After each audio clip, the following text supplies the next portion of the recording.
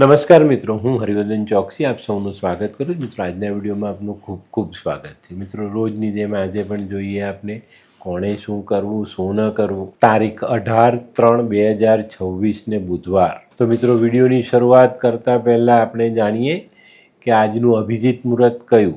આજે અભિજીત મુહૂર્ત જ નથી, આ ધ્યાન રાખજો. તો આજે બને ત્યાં સુધી કોઈ સારા કામ શરૂ કરવાની ઈચ્છા નહીં રાખતા. તો મિત્રો, હવે જોઈએ આપણે આજનો રાહુકાળ. આજના રાહુકાળનો સમય બપોરે 12:47 લઈને બપોરે 2:18 સુધી રહેશે. આ સમય દરમિયાન બને તો કોઈ નવા શુભ કામ શરૂ ન કરવા. તો મિત્રો, હવે જોઈએ આપણે કોણે શું કરવું, શું ન કરવું. પહેલી રાશિ મેષ રાશિ. મેષ રાશિવાળાએ આજે શું કરવું જોઈએ? મેષ રાશિવાળાએ આજે માં દુર્ગાની આરાધના કરવી જોઈએ ને કોઈ સફાઈ કર્મીને મદદ કરવી જોઈએ. તો ચોક્કસ તમને આજે સારા કામોમાં સારી સફળતા પ્રાપ્ત થાય. શું નથી કરવાનું? મિત્રો, આજે કોઈ અચાનક યાત્રા કરવાનું કહે અને એ પણ દક્ષિણ દિશાની યાત્રા, તો આ યાત્રા આજે તમારે કરવી નહીં. તો મિત્રો, હવે જોઈએ આપણે આજે કયા દેવી દેવતા આપને સહાયક થાય. આજે તમારા કુળ દેવતા અને કુળદેવી બંને તમને સહાયક થઈ શકે છે. આજે આપણા શરીરમાં કયું અંગ આપણને નુકસાની કરી શકે છે અથવા તકલીફ આપી શકે છે. તો મિત્રો, આજે તમારા શરીરમાં નસો અને એમાં પણ ખાસ કરીને માથાની નસો તમને તકલીફ આપી શકે છે. તો મિત્રો, હવે જોઈએ આપણે આજની બીજી રાશિ વૃષભ રાશિ. વૃષભ રાશિવાળાએ આજે શું કરજો? વૃષભ રાશિવાળાએ આજે દિવસની શરૂઆત દેવદર્શનથી કરવી જોઈએ. આજે નજીકના કોઈ પણ નાના મંદિરમાં જાઓ, ભગવાનના દર્શન કરો, ત્યાં થોડી સાફ સફાઈ કરીને દિવસની શરૂઆત કરો, ચોક્કસ ફાયદો થશે.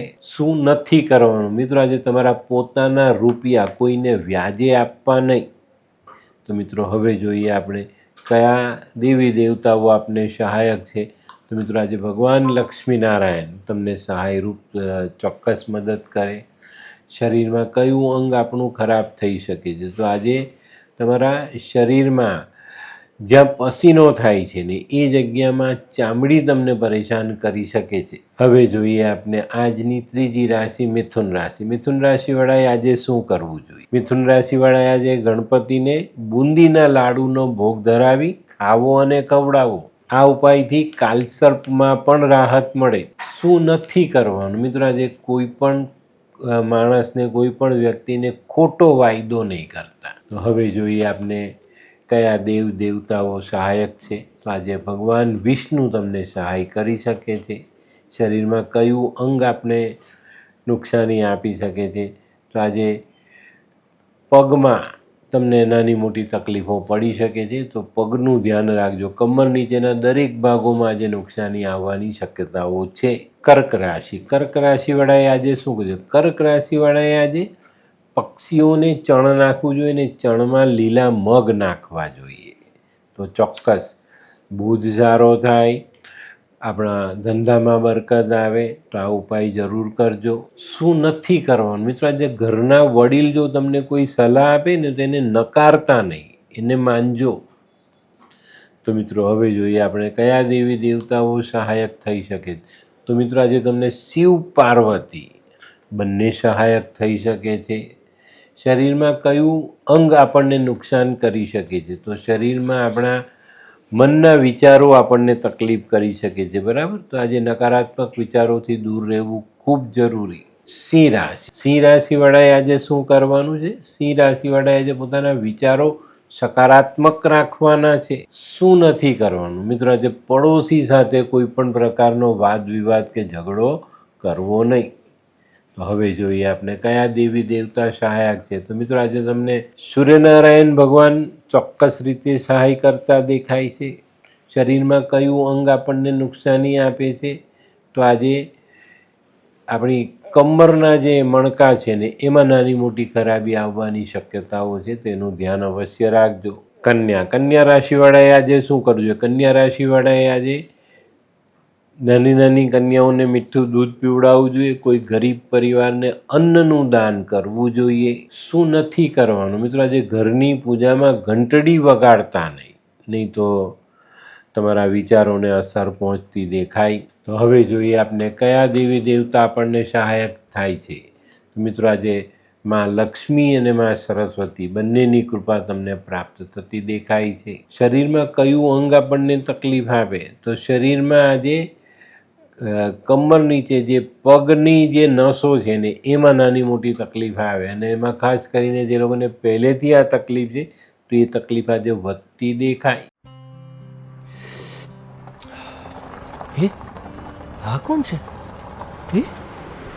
આ તો ધર્મેશ લાગે છે. હા હા, એ જ છે. હાય. શું વાત છે? ઓહો, કેવું પડે?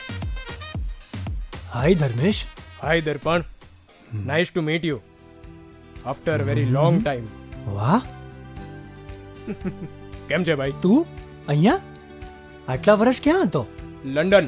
અરે જસ્ટ કાલે જ આવ્યો અચ્છા. અને આપણી આ જગ્યાની ખૂબ યાદ આવી એટલે બધાને મળવા આવ્યો. તને મળીને આનંદ થયો દોસ્ત. કોટ, ગાડી, તારી તો આખી લાઈફસ્ટાઈલ જ ચેન્જ થઈ ગઈ. અરે દોસ્ત, મારા હાથમાં એક જાદુની ચાવી આવી ગઈ ઓહ. અને મારી આખી જિંદગી બદલાઈ ગઈ. શું વાત કરે છે? એવી તો કઈ જાદુઈ ચાવી છે? મને પણ આપ. જો તારે પણ તારી જિંદગી બદલવી હોય તો બનાવી લે લાલ કિતાબ. લાલ કિતાબ? માનવીએ પોતાના ગ્રહો અનુસાર કયો વ્યાપાર કરવો જોઈએ તેની જાણકારી કુંડળી પ્રમાણે મેળવીને પછી જ વ્યાપારમાં આગળ વધવું જોઈએ, અને આનું સચોટ માર્ગદર્શન લાલ કિતાબ દ્વારા મેળવી શકાય છે.